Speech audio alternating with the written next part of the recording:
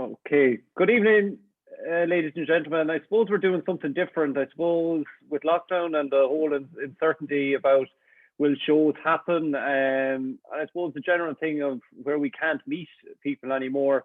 I suppose we're bringing an alternative to new and existing breeders, where we're going to get an inside track of what's happening in people's farms at the minute. And I'm delighted to welcome the one and only Martin Ryan from the famous Goldstar Charolais herd.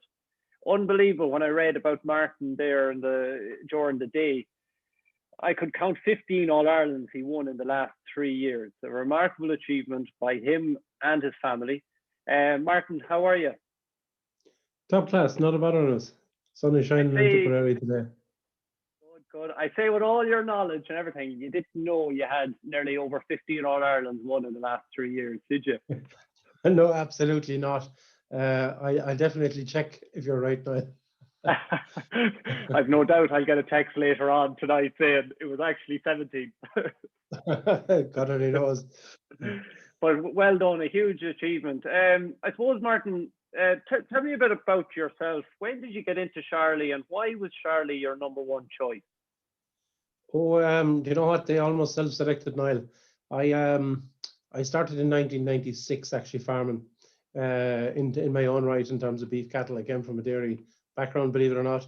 But I actually had commercial show cattle and I purchased 3 pedigree breeds the 1 year and started from there.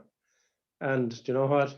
Surprisingly, I suppose, for many, Charolais worked by far the best. I had by far the highest demand for them and were the easiest to work with as a pedigree breed. And that's why I chose Charolais. And when did you actually, when can you remember, when was your first show in? Or when did 1996 was my first pedigree Charolais. Bought 2 cows at a clearance sale. They weren't 2 mighty ones. I bought another few imported cows from a man, and they were absolutely the making of me in terms of Charolais. In fact, I remember, and for some people might remember we had the champion, senior champion, and the reserve champion at the Christmas cracker sale from those cows in the 1 year, from them two. So they really put us on the map in that regard. And what bulls back then were you using? What bulls were kind of at the forefront back then?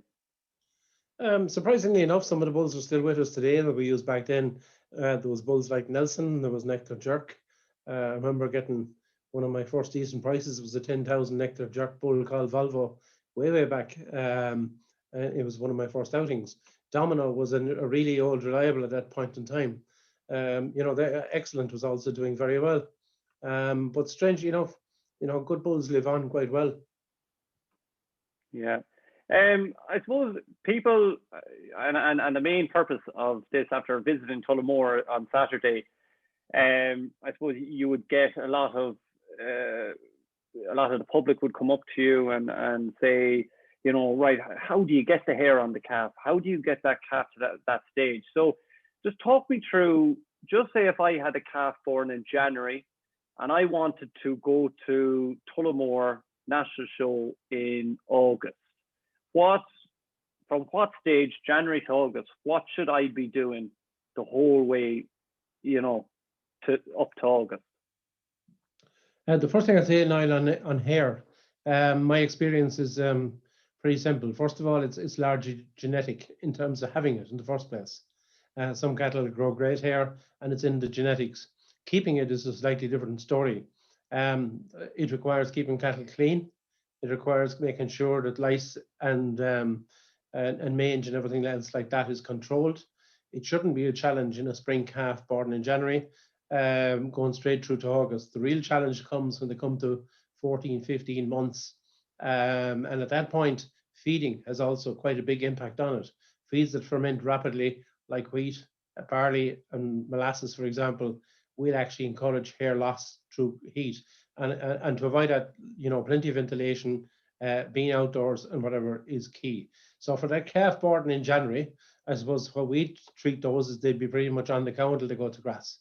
But we would actually tie them up for a few times. You could say maybe 4 times in the month of March, April, at least. And then what we do is we don't actually try to walk calves when they're indoors at all. We wait until they're gone to grass, and we bring them in maybe on a Saturday morning and tie them up for a couple of hours and leave the cows in the field. And then we have a walking frame behind the tractor, and we'll actually bring them back to the field on the walking frame, because our experience is if you try to pull them around the yard, they'll dig the heels in and skeet around the place, which isn't what we want at all. But if you actually head for the field that they came out of, and the cows are actually balling there, they walk very readily back with you, far more readily than they go any other way. And if you do that, if we did that for 2 days, maybe 4 calves at a time, that would be it. But when you have them tied up, it's equally important to make sure, Niall, that you actually make social contact, if you like, that the person isn't new to them, and leave the radio on and make plenty of noise that they get used to, because they're going to encounter that when they go to shows and so on. From a feeding point of view, then, I suppose, for calves that are going to be shown in August, we will start creep feeding those probably first week of June. It'll take them the first few weeks to get used to it. And by the time they're getting towards show, you know, they could be eating 3, 4, 5 kilos from a feeder at that stage, if they're used to it and accustomed to it. We also find if you give them a little bit of creep when they're indoors, before they go out at all in the spring, and they know what it is, they'll get motoring a lot quicker when you actually introduce it at grass in the summer. And what would you be suggesting to a new breeder that's coming in, or existing breeder listening to this? Would you be a paddock situation or a grass rotation, or how do you manage then your grazing system? Oh, for me, it's very much a rotation and grazing, without a shadow of doubt. Okay, when we're using a creep feeder or we have a small group, they mightn't move as frequently as the larger group would. But generally, we'd like to think that we'd have at least 7 movements 3 days apart in a cycle for grazing. So a 21-day rotation with 3 days grazing, 7 movements. That'll be our general run. And would the calf get preference to the grass, or cows and calves will on the same? If we can keep up the 3-day rotation piece, we generally don't use any leader system of letting the calves go ahead.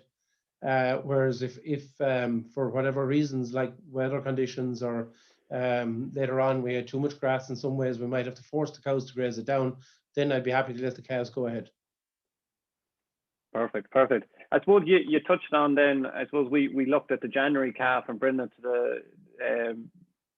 it forward to August. So I suppose if we look then at your September calf, and your September calf, you're going to winter that calf. Then you're going to come then into the spring, you have the summer, and hopefully then look forward to the Christmas cracker then with that bull calf. And I'll just focus on the bull calf at the minute. Yeah. Your management process with, so you have, just say, your Goldstar Volvo out of Netchjerk that you had. So just say he was born in September. You then had to winter him. Then you came out this spring. Goldstar Volvo then had a successful showing career then in Tullamore, but then you had to get him then in peak condition then to the Christmas cracker. How do you manage that process the whole way from to keep him in his, what can I say, his wedding clothes the whole time? Absolutely. Well, the important thing is he's on the best on the day he's out at the end of the day. No, the starting point, like, it would be very similar. Then we wouldn't be doing an awful lot at all at the early stages. So September calf, you know, if he was an embryo, even he'd be back out to grass within 4 days or 5 days of being born. Probably you could take housing for us is generally around the 1st of November. One of the things we do when we bring in calves that have been out at grass, even young calves, is we dose them. We cover them with ivermectin, because they will generally pick up worms when they're at cows in that weight back into the year period. And if you don't treat them at that stage, you'll be carrying them all winter. The second thing I think we do is we start them on a little bit of creep, and we try and manage that. We don't actually let them eat too much. We try and control them at about 2 kgs right through the winter at maximum. And then when they're coming, we actually wean September calves and October calves out of the shed. Believe it or not, a lot of people wouldn't do that. But we find that makes them an awful lot easier to manage. It stops calves chasing cows and stuff like that and getting hurt. And we actually allow them to go in and out of the creep area. I think it's critically important that they have some good hay, because they utilize feed a lot better when they have. We treat them for lice a couple of times during the winter. And we, I suppose, do the normal training as we discussed earlier with them. When we come to the spring, then we actually, for a couple of weeks before the cows go out, we start cutting them back to sucking twice a day, and then once a day for the last week, and then 2 or 3 days before the cows go with not getting sucked at all. So they're in the creep, and the cows are in the pens outside, and then we let them go their separate ways, basically. We leave them on grass for maybe a month to 5 or 6 weeks, that kind of time, just on grass. Give them a chance to grow and stretch and clean off. And then we actually start introducing creep again to them. Now, normally at that point, it would be just like a weaning crunch, or at the moment, it's mainly a weaning bill nut from Glanbia we use. And we find that's more than adequate. So then it really depends on when your big days out. So if you're going to be showing in Tullamore, we would normally start increasing feeding rate for a good 10 weeks beforehand, building up, but never letting them exceed about 1.5% of their body weight in terms of intake. So I think that's a critically important piece. If we want them for the Christmas cracker at the end of the year, if you have them on feed all year long, you won't get a real bloom in them at the end. They'll be kind of gone over their top, if you know what I mean. So when we'd actually normally be finished that summer showing piece, then we'd cut them back to 4 or 5 kilos again, and we'd let them grow on a little bit, and then we'd look at our date. If there's the first weekend in December, we'd actually cut back there and look back and say we'll have November, October, and the second half of September to start building them up again from there. Critically important thing that most people don't do is give them enough of fiber with the feed to keep the stomachs working very well. Now, the animal health program, I think, that goes with it is something that people often overlook as well. It's critically important with those kind of young animals that are growing rapidly to give them the full treatment in terms of, we'll say, ecto and endoparasites of all kinds. And we usually use an ivermectin followed by a white dose or whatever for those, and we alternate them quite well. So if we're using Dectomax this time, it might be Ivomec the second next time with an Avamazole type drench in between, and keep alternation to make sure we don't get any resistance.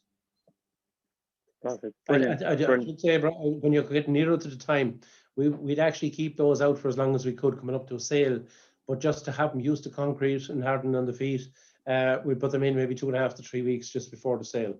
And obviously we'd wash them every weekend in that scenario once they're in at all, to keep the sweat out of them, keep the hair on them, touch them up, and so on. And when it's indoors, if you take a bull that's 600 kgs, he could be on 9 kilos of concentrate at that stage, plus good forage. Super information, super, Martin. And tell me, I suppose, on the farm at the minute, I suppose, what your flushing program, what are you're flushing at the minute? What bulls are you using at the minute, or what is really happy with? I suppose we've done quite a bit over the years and over time. Right now, we're probably not in the peak of flushing or anything like that. We tend to do most of our flushing the last week in November to have September calves. That's kind of the way we work. What have we been using? If we can get any straws of Goldstar Echo, he'll be our number one, believe it or not.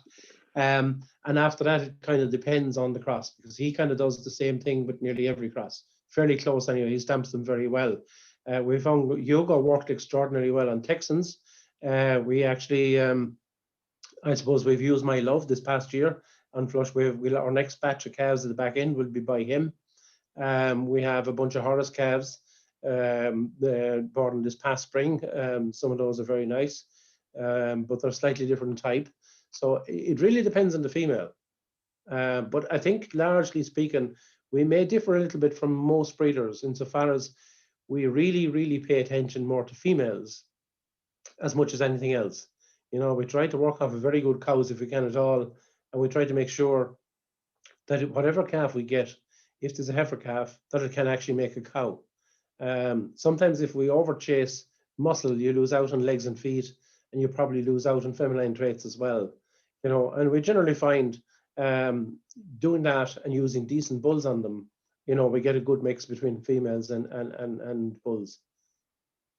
Brilliant. And I suppose that Goldstar Hugo, he was the champion over in the Highland Show, and then you had I suppose it might not be massive success to you, but it would be a massive success in my eyes anyway, to breed a bull and to go over then to the French national show and win in the French national show. Were you there that day when he won, or? No, I wasn't, but my son was. But when Hugo himself was in the Royal Highland, I was there. So, and I have to say, that was a proud enough moment, all right. Like last year, we got 3 bulls to France. And I remember many, many years ago signing a check in the society for seamen from France. And a certain person working in the society at the time said to me, will we ever see the day when we'll be sending them something back? And I said at the time, that'll be my ultimate ambition. And I must say, I was delighted that we did it 3 times last year. Yeah, and Goldstar Charolais, he was a massive hit over there and continued to breed. Have you seen any calves from him over in France yet, or? I haven't been over to see them, but I have seen them on video and in picture. Yeah, very nice, actually, very straight, very correct cattle. Yeah, they're extremely happy. Super. Martin, thanks very much. I suppose, look, we'll conclude it, and thanks a million. There's one thing about Martin Ryan, and we've said this behind your back and everything. There's one that you might sometimes, and it could be a rarity that you could beat Martin Ryan, but he'll always put out the hand and he'll always shake your hand and he'll always give you advice. And thank you, Martin, and thank you for that. I suppose, few questions. Would you be a Jupiter or 52 fan? Not particularly in either case. Red, white, or white wine? Red, categorically. I for Williams or a Nugent? We have both, actually. We have 2 14-foots, one of each. Now stop being political now. Cemental or limousine?